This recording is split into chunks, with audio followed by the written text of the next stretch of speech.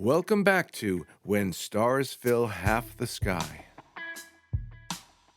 You're listening to Chapter 14, Call Me Mike, from the memoirs of Michael Fiveland. Well, it's been all over the news for I can't remember how long. G. Aston Mond is dead, as if the Wicked Witch has died or something. But shortly after, I noticed how his chief of security, Michael J. Mistretta, was becoming a central figure in the New World Alliance. Many believed it was because of his close relationship to Mond, but there was more to him than that. I knew it. Because of the morocel, obviously.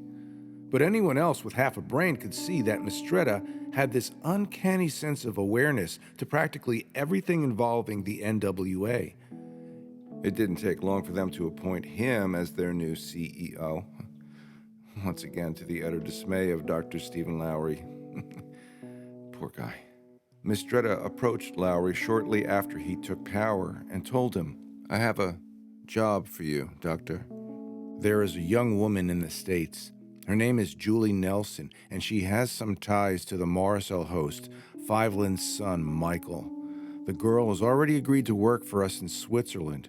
I want her with you so that you can watch her movements. We suspect her father is in direct contact with the host, so watch her every movement and report back to me."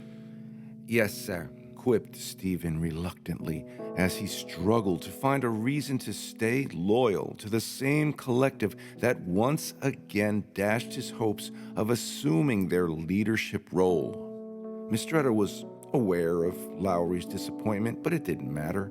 Lowery was appointed a new task for the collective, even if he hated the role of babysitting or mentoring anyone. From day one of her employment, Lowery was miserably cruel to Julie, as he was to practically everyone else reporting to him. After 1 month of working under Lowery, it was time for Julie to receive her NWA-issued implants, the standard set, 1 in each inner ear, 3 in her spine, and a set of tiny Nilka flesh filaments in each fingertip.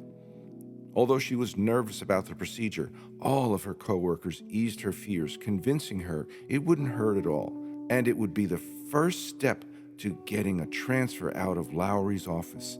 That was all she needed to know. Finally, after the 3rd month, she had her first opportunity to meet the broad-shouldered, handsome new leader of the NWA, as Mistretta was making an official visit to the financial exchange facility in Geneva. As soon as he saw Julie, he instantly singled her out in a crowded room of employees that were gathered together to meet their new CEO. She could sense the weight of his stare and was later ushered into a smaller conference room for a more personal meet and greet session with just a few VIPs. He was funny and personable, lighthearted and engaging, not stuffy and distant like Mond. Mistretta knew how to charm the ladies and was very eager to make an impression on Julie, which he did. "It was so very nice meeting you, Ms. Nelson," he said as he prepared to leave.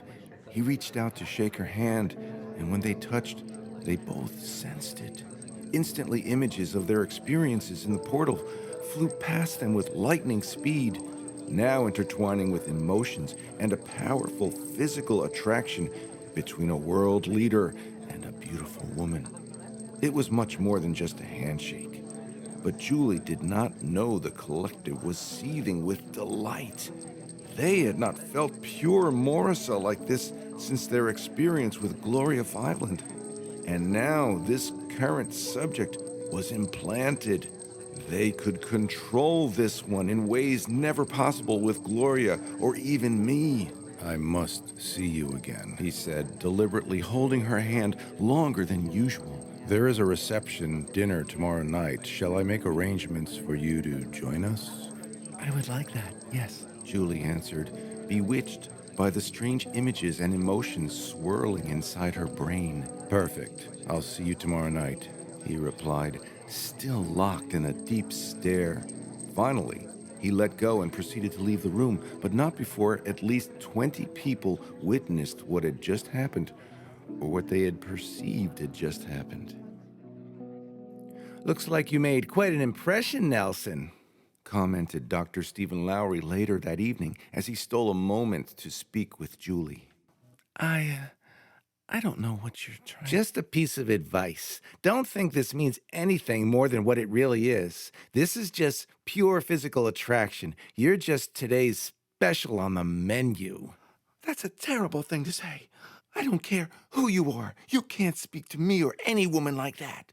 As she stormed away, Lowry simply held up a measuring device and pointed it at her. The needles were off the chart. He smiled with delight. The next morning, Lena, an older Swiss woman working for Lowry, who routinely arrived 2 hours before anyone else, found Julie already at her desk. The work environment there was very demanding and quick-paced. But what made it unbearable was Lowry and how he generated a toxic culture full of paranoia that hung over the entire department. Lena had taken a liking to Julie, however, right from the start, seeing a lot of herself in the young and bright employee. She thought on more than one occasion to take her under her wing, but the opportunity had not yet availed itself. Perhaps this was it, but Julie was clearly quite nervous and upset. Lena walked over slowly and gently touched her on the shoulder. Julie jumped. I'm so sorry, Julie. I didn't mean to startle you. I just wanted to say good morning. Oh, Lena, it's you, Julie replied as tears overflowed her swollen eyes. For the next 15 minutes, Julie disclosed everything that happened with Lowry and Mistretta. Lena listened intently and with compassion. She could see her younger self in Julie and reminisced about many of her own broken hopes and dashed dreams. A plan was forming in her head as Julie continued to spell out all that led to her early morning arrival. Finally, Lena spoke. "You need to make a lasting impression tonight, Julie. When I am through with you, Mr. Mistretta will not be able to take his eyes off of you. But we must get you prepared for the big entrance. It's all about the entrance, you know. Come," she said, grabbing hold of Julie's hand, picking her up out of her chair. Where are we going? "We need to get you an evening gown, shoes, hair. Oh, so much to do, so little time." Julie expressed her concern about leaving the office. She was already worried about Lowry and the words between them last night. Now what would he think if she just walked out for a day of shopping? But Lena was the senior manager in the office and knew how to deal with Lowry better than anyone else. If Lena said she had to take someone out for the day, then no one, including him, would have much to say about it. "This is your ticket out of here, my dear. I believe the universe has bigger plans for you. Just grant me the honor of being able to say I knew Julie Nelson then. That's not too much to ask for, is it?" They drove together to one of the most prestigious dress shops in Geneva and fitted Julie from head to toe in record speed. Lena paid for everything and assured Julie not to worry. This was a matter of NWA policy in her mind, and since Lena controlled the office purse strings, she would find a way to expense everything. An official car picked Julie up at 5:45 and took her to a corporate helicopter. 20 minutes later, she was landing in the private country estate of G. Aston Mond near the village of Usigne in the Val d'Aran. She made her Cinderella-like entrance precisely at 7:45. Every eye turned to see the stunning beauty in her beige Dolce & Gabbana long-sleeve sequin gown as she descended the broad white marble steps onto the grand ballroom. Mike Mistretta emerged from the sea of faces to take hold of her hand. Instantly, he whisked her onto the dance floor, and the couple broke into a historically perfect foxtrot as a popular crooner and his ensemble of 16 musicians lifted the atmosphere with a classic rendition of "I've Got the World on a String." Congratulations. You've just stepped into a brave new world, one where everyone will be wondering, what's your name? Where'd you come from? Must be someone very special. Mr. Strata, I don't know what to say. Please, call me Mike. Wait a minute. This was my Julie. What's going on here? But there they were, walking arm in arm through the evening like something out of a 20th century chick flick, with Mistretta introducing his lovely escort to various dignitaries, ambassadors, and heads of state, drinking champagne and dining on fine Swiss cuisine. He couldn't have been more disarming and congenial as he purposefully stole moments to share with Julie interesting factoids about his distinguished guests. Finally, the evening was winding down and the crowd was thinning. Mistretta was attending to some brief one-on-one meetings with his guests. I need to handle some business right now. It's part of the job, you understand. Yes, of course. But please, don't leave yet. I need to talk with you. My guard will take you upstairs. I'll be up there shortly. She didn't question, for she was just as curious as he was about what happened when they first touched. About 45 minutes later, he entered the master chamber with 8 of his personal aides in tow. Julie was seated comfortably on a sofa watching images of herself being broadcast on various news outlets. I just spoke with my mother. She said she saw me on the news. She told me her friends wouldn't stop calling her. She had to finally turn off her phone so she could watch me. But as Julie continued to talk, she noticed something different about Mistretta.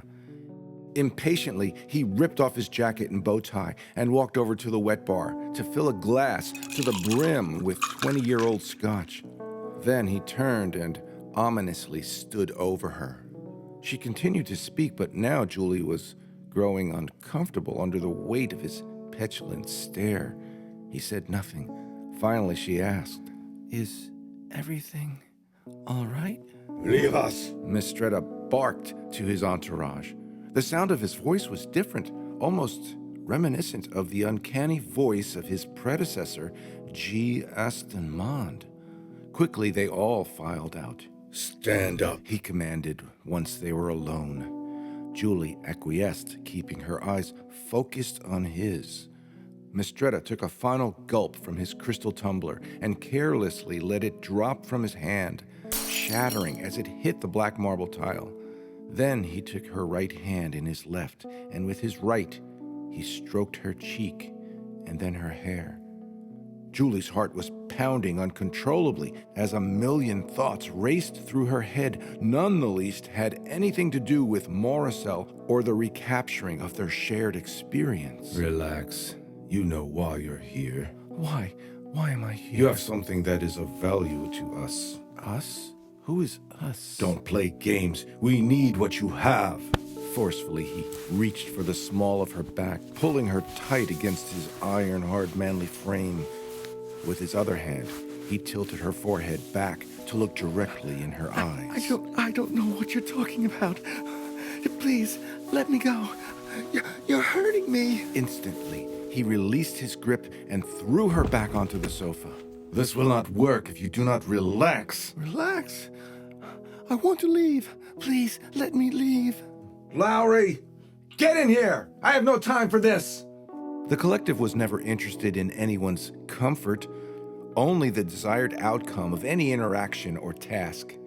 This subject was not complying. That was their only concern. Almost instantly, the doctor entered with a device in his hand, the size of a small tablet. Mistretta nodded, and Lowery proceeded to tap out a series of commands. Immediately, Julie fell into a trance as her implants overwhelmed specific functions of her own nervous system. She passed out.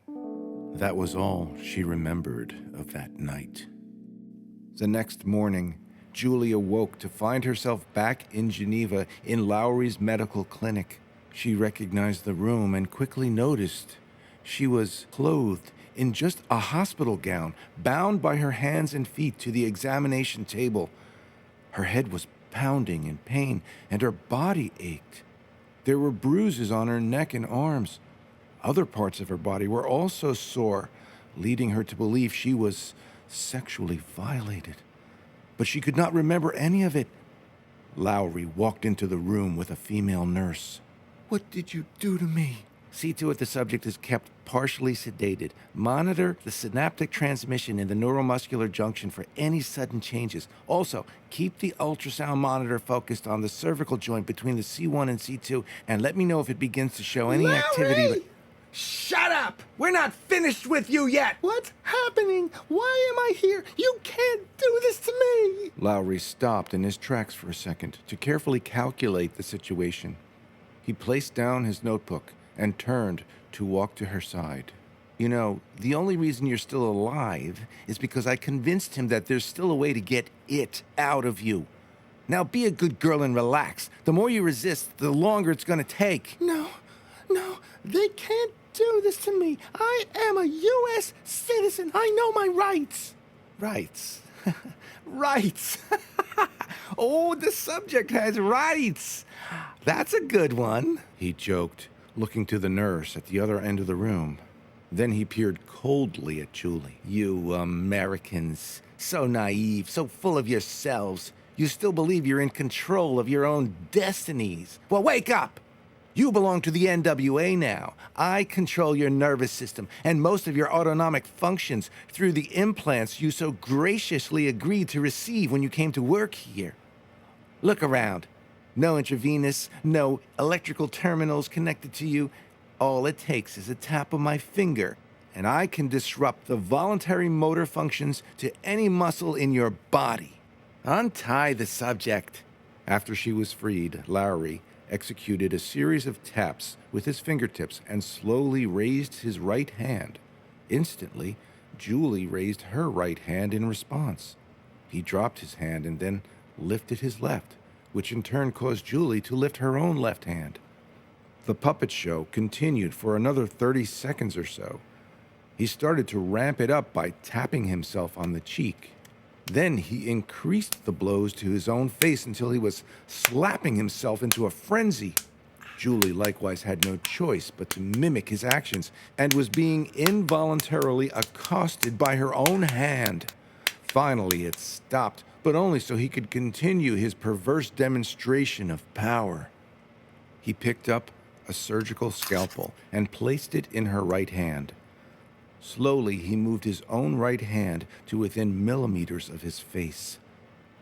The knife in Julie's hand came dangerously close to her own eye. Then he moved it away and opened his hand. The knife in Julie's hand fell to the floor. I can control any bodily function of yours with a tap. I can render you unconscious or even terminate your life. It's as easy as a snap of my fingers. But what have I done to deserve this? All I ever wanted to do was just to work here, and all you've ever done is make me feel like shit. Why? What have I done to you? But Julie was finally connecting the dots. What the morocel was, and that it was somewhere inside of her. Ever since that day in Area 70 when I touched her, a morocel fragment lay dormant in the back of her neck, never really bothering her at all. But that morning, as she woke in Lowery's lab, everything started to make sense. That word, morocel, was the key to everything that brought her here to Switzerland. It was the key to why Miss Stretta wanted to see her. It was the reason why she had so many thoughts and images of strange places. And now she sensed something else. She was aware of the storm surging inside of Dr. Stephen Lowery. Although his had always been a dark and shrouded soul, the morocel now illuminated her mind to what really made him tick. She started to see his years of labor and toil, the personal suffering and sacrifice he made to try and earn the respect of the collective. As she stared at him, visions of his past started to flash before her. It was almost as if she was looking through his eyes. She saw an event from years earlier where Mon deliberately set him aside to choose the inexperienced writer-journalist Max Cole as the new host and subsequent leader of the NWA. No explanation was ever given why he wasn't chosen. Lowery was just expected to be a good soldier and continue his service by grooming Cole for his new position. But Cole failed them by becoming part of the resistance movement against Mond and the NWA. Lowery thought that event would once again make him the heir apparent, But then came the day of the sun, and everything changed. He was once again pushed aside, and now it was time to usher in the Mistretta era. Sure, Lowery knew he would eventually be absorbed into the collective's pool of knowledge and experience, just like thousands of other faceless and voiceless entities that made up the entire chorus. But he would never be the host body, the one to govern the wishes and the will of the collective. The man who stood before Julie that morning was an empty shell, a broken man, an individual who no longer cared about anything or anyone. That morning, Julie felt something for Lowery she thought she would never feel for him. Compassion. Not that she was quite ready to forgive him. She just could not see him in the same light after that encounter. And although she could not fully grasp their desperate need for it, Julie started to realize the priceless value of free living morocel. She experienced Lowery's darkest emotions as he lamented the destruction of his pride and joy, the Prophet 10,000. It was all there as if watching a video. Julie witnessed the events leading up to the day of the sun, when Max Cole successfully infiltrated the Department of Advanced Technologies and infected the Prophet with a computer virus. Then she watched the moment Mon gave him the order to completely destroy it. Twice. First during the raid on the NWA, and then after President Mason taunted him. No apologies were given to Lowery, no accolades or credit offered, just another cold, blank demand for the doctor to obey. But her next words even surprised Julie herself, for she was not one to easily forgive or forget. I know what you've been through, and I'm sorry for all your pain. Lowery stopped in his tracks and turned. What if I cooperate with you, Doctor? What if there was another way? He glanced at the monitor next to her bed. The readings started to peak as her morocel fragment turned active and caused the back of her neck to glow. I don't want this thing. I just want to go back to being normal. I can see things, hear things. You're either incredibly brave or hopelessly foolish, Nelson. There is no way to remove it from you. You must know that by now. The only choice is for you to join the collective. But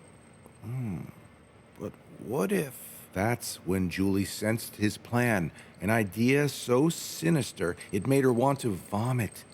Instead of priming her for the collective, he was actually considering joining his soul with Julie's in a rare attempt to form a new collective. He was, after all, the only person alive who knew how to execute the process. Likewise, he was the individual commissioned to guard and protect the Nilka Flesh conduit, that device from the First World, the only device capable of facilitating such a transfer. This was his moment. This was the opportunity he'd been waiting for. Mistretta and the collective were occupied with other matters and never thought in a million years that Lowery would ever be brave enough to attempt such a bold move on his own. Lowery was aware how Julie would not be fully compliant with this move, but he didn't care. He immediately rendered her unconscious and then ordered the nurse out of the room before locking the door and cutting off all means of communication to everyone outside the four walls of his lab. After prepping both his and her bodies for the procedure, he produced the conduit and proceeded to initiate the Nilka Flesh connection. As the conduit lay between him and Julie, microfilaments started to grow outward, finding areas to connect both bodies and minds. Within minutes, thousands of tiny connections were secured. The glowing morocel fragment in Julie's neck started to spray sparks of colored light flying everywhere. Images were appearing before his eyes, places he'd never seen before. His heart started to race as the portal was opening up to him. The walls, they're changing. It's happening. Finally, it's happening. But then something went terribly wrong, as if someone had just turned on the lights. Lowery, already connected to the conduit, was unable to move. Then he saw a blinding bright light approaching him, and he started to scream in pain as his body and mind were impaled by a power he couldn't escape. It gripped him to the innermost fibers of his being. Instantly, his body succumbed to an event of spontaneous combustion, and he started to literally and hideously burn. Fire alarms sounded. He screamed for help, but by the time they could reach him, it was too late. In the next chapter, Julie is suddenly released back into the custody of her family. But there is a big surprise for everyone as soon as she arrives.